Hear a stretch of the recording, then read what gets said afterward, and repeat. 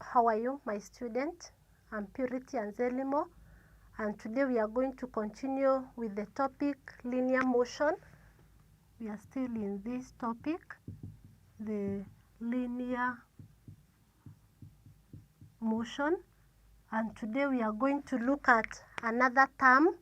But before we look at our next term, I would just like to do a review of what we covered in the previous lesson. I remember the previous lesson we defined linear motion, and we said that linear motion is motion in a straight line. Again, we looked at other types of motion, whereby we have the circular motion, also called the rotational motion. We also looked at the vibrational motion, also called the oscillatory motion.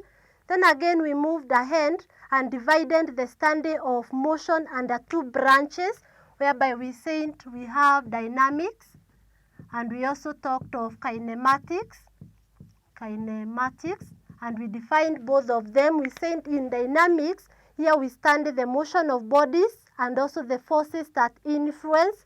Then in kinematics, we said that we study the motion of bodies, but then the forces that influence the motion are disregarded.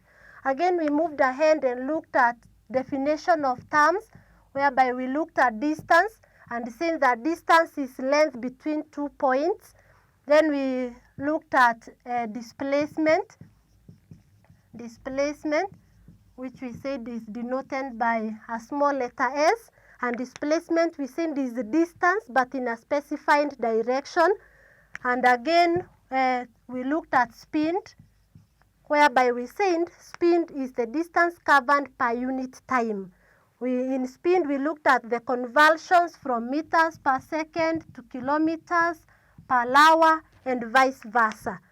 So today we are going to continue with the definition of terms, whereby we are now going to look at what we refer to as velocity. So our today's subtopic is velocity. So we are going to know what velocity is, then we are going to get into numerical calculations involving the distance, involving displacement, speed, and now to velocity. So I want to define what velocity is. When we talk of velocity, it refers to change in displacement per unit time. Velocity is change in displacement,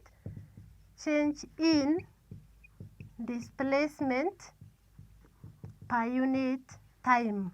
Change in displacement per unit time.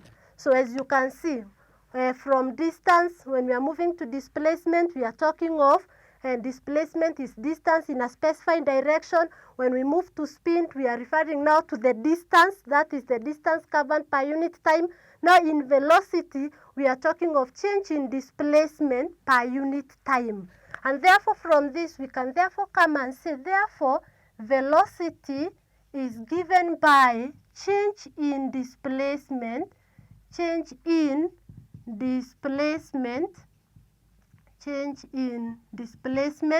divided by time, the time taken. Change in displacement per unit time. That is what we refer to as velocity. Again, we can define velocity as speed in a specified direction. Again, also we can say that velocity is speed, it is also speed in a specified direction. So you can define velocity as change in displacement per unit time, and also it is a speed in a specified direction. And from this formula of velocity, whereby we have change in displacement all over time taken, we can be able now to tell whether velocity is a scalar or a vector quantity, just from the formula. We can see very well from this that we have velocity as change in displacement, and as we said earlier, displacement is a vector quantity. So we are having a vector quantity, we are dividing by time, and time is a scalar quantity. A vector quantity divided by a scalar quantity gives us a vector quantity. A vector quantity divided by a scalar quantity gives us a vector quantity. Just like we said, when we have a scalar quantity divided by a scalar quantity, this one will give us a scalar quantity again. And again, if we have a vector quantity, we divide by another vector quantity, it will give us a vector quantity. So you need to know that so that you can be able to know whether a quantity is a scalar or a vector quantity. So we say therefore that velocity is a vector quantity. It is a vector quantity, meaning that it is specified by both the direction and also the magnitude or size. So velocity is a vector quantity. And we have seen that velocity is the change in displacement per time taken or per unit time. And again, from this definition of velocity, we can be able to get the SI unit of velocity. We get the SI unit from the formula whereby we have change in displacement. We know that when we are talking of change, we talk of maybe the final displacement, that is minus the initial displacement. And therefore, when you hear of the displacement, you know very well that the SI unit of displacement is in meters. And then the SI unit of time is seconds. And therefore, this one means that the SI unit of velocity, is therefore meters per second. The same way as for speed, again the SI unit of velocity is meters per second, and we can also express, velocity can also be expressed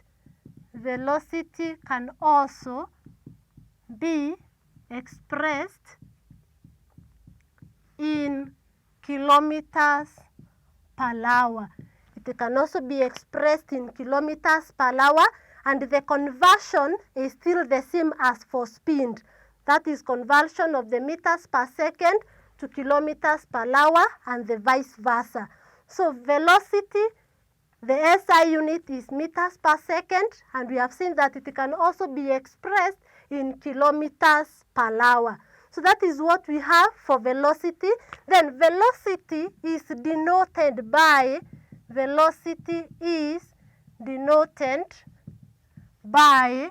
letter V. It is denoted by letter V. That is the velocity. As we move on, we'll be able to differentiate between the initial velocity, the symbol, and the final velocity. For now, you need to know that the velocity is denoted by a letter V. That is for velocity.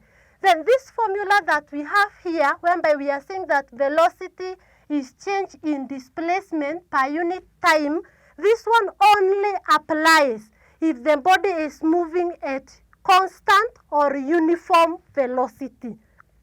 And we say that a body moves at a constant velocity if there is same change or equal, let's talk of equal, if there is an equal change in displacement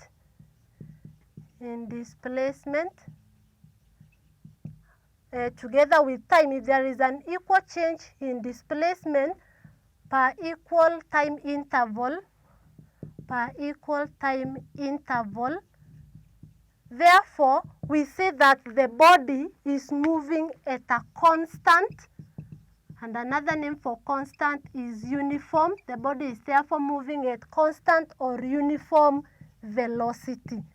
And I can just explain this one more by giving an example. For example, let's say we have a table here of displacement in meters, and here we have time t in seconds. Let's say here we have maybe 20 meters, we have 40, we have 60 meters, we have 80 meters. Then for the time here, we can have 2 seconds, 4 seconds, 6 seconds, and 8 seconds.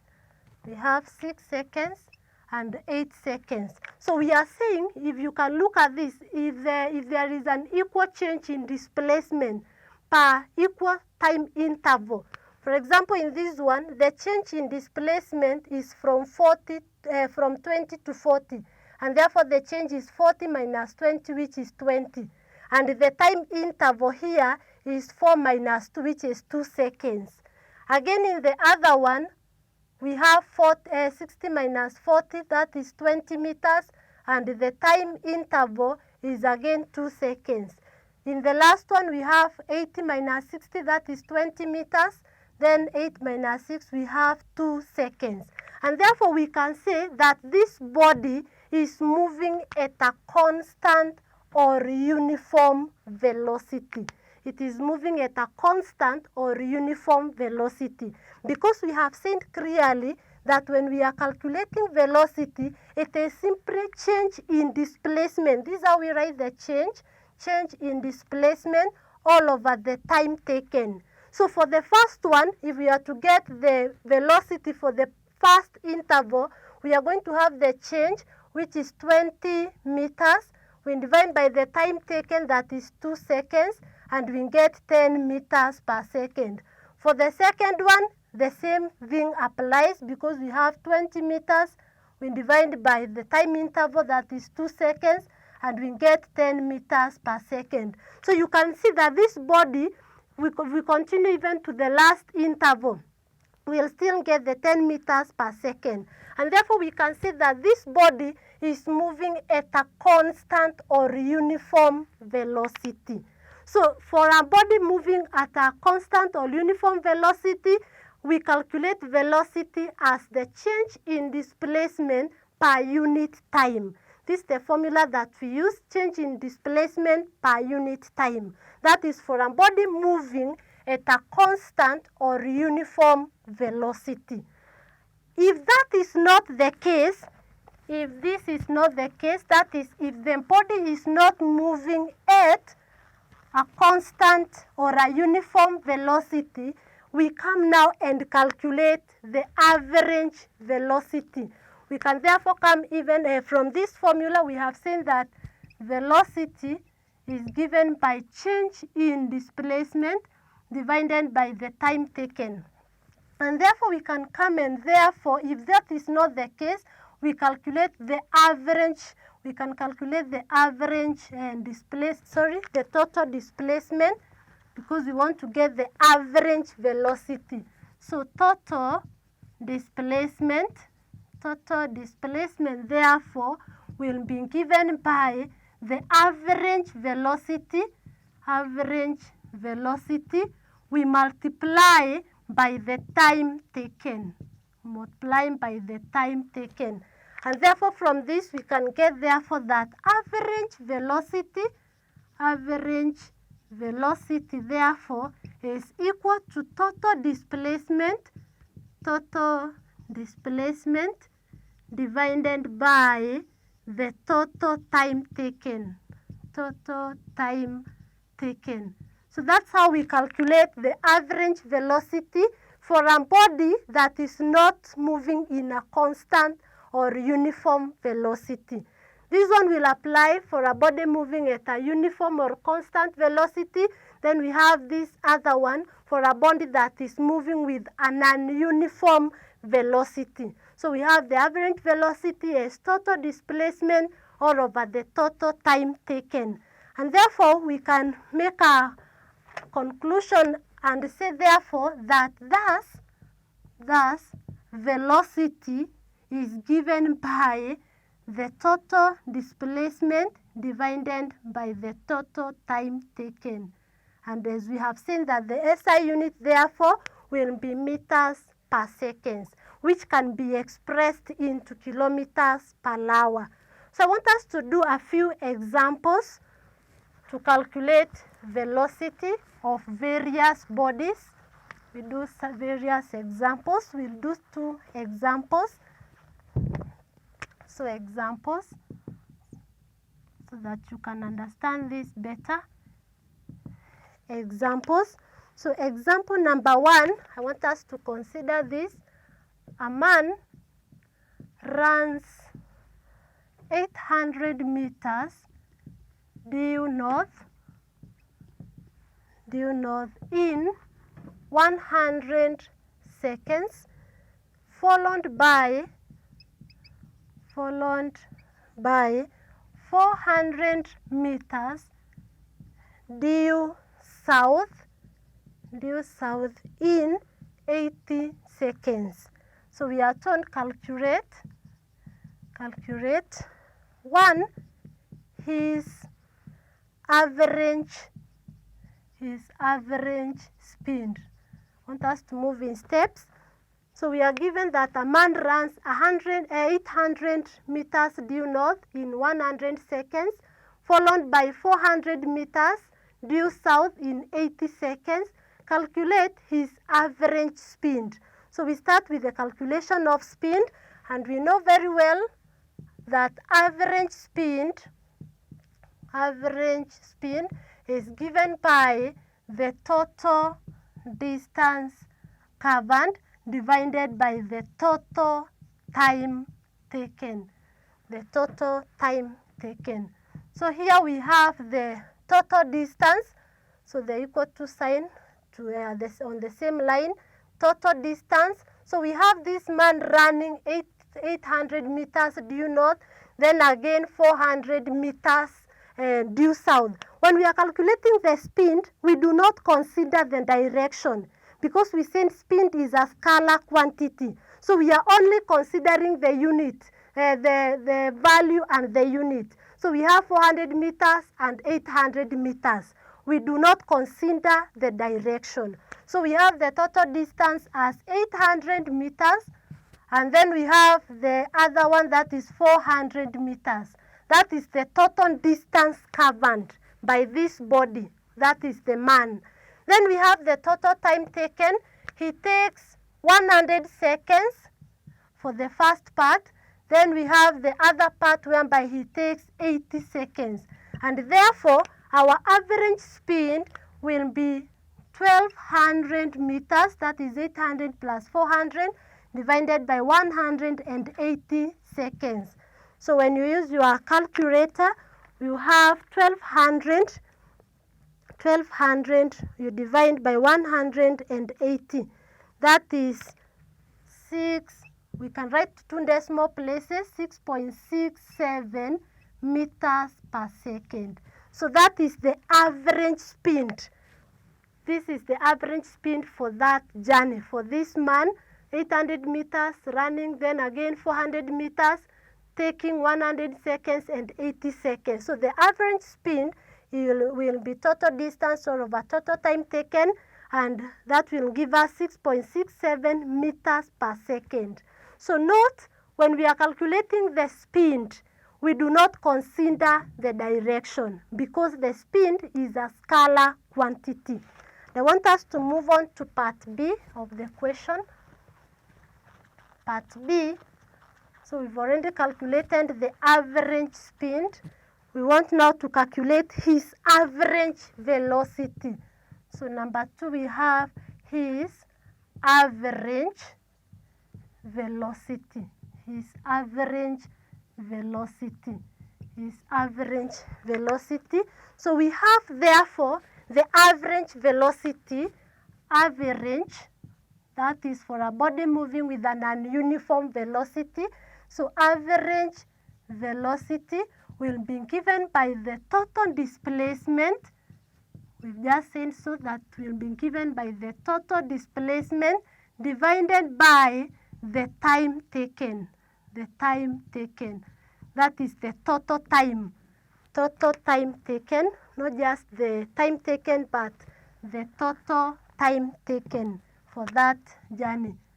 Total time taken. So I want us here to be very keen when we are calculating the velocity. We have said that velocity is a vector quantity, and therefore here we are going to consider even the direction. In this question, we are told that the man is running 800 meters due north. So if I were to represent it, we have this man running, let's say we have it this way. So let's say we have the man initially at this point A, and we are told that the man runs 800 meters due north. So we have north that direction. So he runs 800 meters due north. So let's say the 800 is up to there. So we have 800 meters due north. Then we are told that it is followed by 400 meters due south. So after getting to this point B, he runs again now 400 meters. So the first one we headed this way, then he moves 400 meters. Let's say to a point C, 400 meters due south. And we are going to calculate the average velocity. So for us to calculate the average velocity, we need first to get the total displacement. The total displacement. And because displacement is a vector quantity, we need to consider the direction. So we can give one direction positive, then the other one negative. So from our Cartesian planes, from that knowledge, we know that this direction will be positive. So we'll have positive 800 meters. And then we have plus, we want to get the total displacement. Then we also have the other displacement, but not towards the other direction. So we take this one, we have taken this one to be positive, then the down one to be negative. So we are going to have plus negative 400 meters. That will give us total displacement. So we are going to have positive 800 meters, positive and negative, we have negative. So minus 400 meters, we end up getting 400 meters. So our total displacement is 400 meters. So you can get the difference between the displacement and the distance. In distance, we disregard the direction. But in velocity, that is in displacement, we must consider the direction because displacement is a vector quantity. So when we already have the total displacement, we can now calculate the average velocity. We can now calculate the average velocity. So we have therefore the average velocity therefore will be equal to total displacement, which is 400 meters. We divide by the total time taken, which was the first part was 100 seconds, then the other one we had 80 seconds. So we are going to have 400 meters, we divide by 180 seconds. So we end up getting, if we use our calculators, we get that we have 400 divided by 180. That one will give us 2.2 recurring, which we can write to 2 decimal places, 2.22 meters per second. And this one has given us the average velocity. And this velocity, we can even specify the direction because you can see our velocity here, we have the positive. It is not a negative, and therefore it means that it is 2.22 meters per second due. Our positive was towards the north. So it is due north. 2.22 meters per second due north. Because we say that velocity is a vector quantity, therefore it is specified by now the size or the magnitude, then the direction. And we are getting this direction north because we have seen that we are considering this towards the north to be the positive, then towards the south as the negative. So we have this as our average velocity. I want us to do another example, question number 2. Question 2, we have a tennis ball hits a vertical wall, at a velocity, of 10 meters per second and bounces off at the same velocity,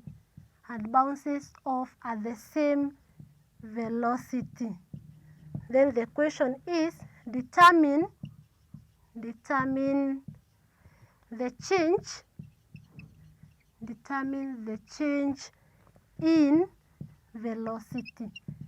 Determine the change in velocity. So we have a tennis ball hitting a vertical wall at a velocity of 10 meters per second and then bounces off at the same velocity. Determine the change in velocity. So we want to calculate the change. Whenever you hear of the word change, change in velocity, change in displacement, we have the final minus the initial. So change in velocity will have the final velocity. What will be the final velocity? We subtract the initial velocity. We want to get the difference between the initial and the final velocity. That will give us the change in velocity. So in this we have a tennis ball hitting a vertical wall. So we can consider this to be our wall. This is the vertical wall. And then we have a tennis ball hitting the vertical wall at a velocity of 10 meters per second. So let's assume that the ball is moving towards this direction at a velocity of 10 meters per second. So it moves towards this direction. This is the ball at a velocity of 10 meters per second. And then it bounces off at the same velocity. So on hitting the wall, it bounces off. So now from the wall, it bounces off. So you can have the path, that's the bouncing off of the ball, again at a velocity of 10 meters per second. So the question is asking, calculate now the change in velocity. Remember again, velocity is a vector quantity, and therefore we have to put direction into consideration. So we can first start with the initial velocity, our initial velocity. We must consider the direction. You can see they are moving in different directions, moving towards the wall, then away from the wall. So we can give one positive, the other one negative. So we can have towards this direction, as from the Cartesian plane, we give it negative. Then towards the other one, we give it a positive. So we are going to have the initial velocity as negative 10 meters per second. That is the initial velocity. Then we have the final velocity. After now hitting the vertical wall, it bounces off at the same velocity, which is 10 meters per second, but now in a different direction. So we have therefore positive 10 meters per second. So that is what we have. That is the initial velocity and the final velocity. And therefore, the change in velocity, as we have seen, will be given by the final velocity, which is positive 10 meters per second, then minus the initial velocity, that is negative 10 meters per second. So we end up getting positive 10 meters per second. Negative and negative, we have positive 10 meters per second. And therefore, the change in velocity will be 10 meters per second plus 10 meters per second. That will give us 20 meters per second. And therefore, change in velocity will therefore be equal to 20 meters per second. This gives us our change in velocity, 20 meters per second. So that's what we have. So the key things again to note here is that the velocity is a vector quantity.